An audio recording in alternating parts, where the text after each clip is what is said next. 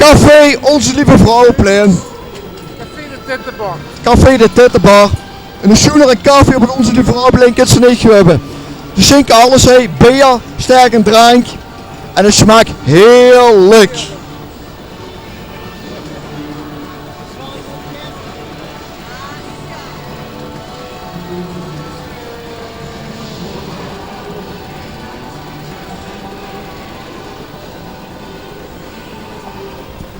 De vaste klant van de bar.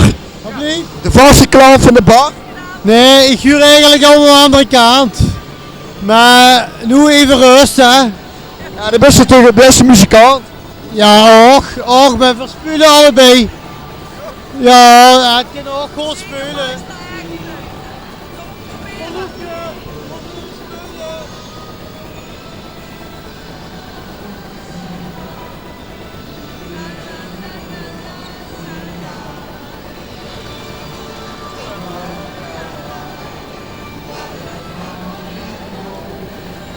Als het gaat spelen, dan zie ik.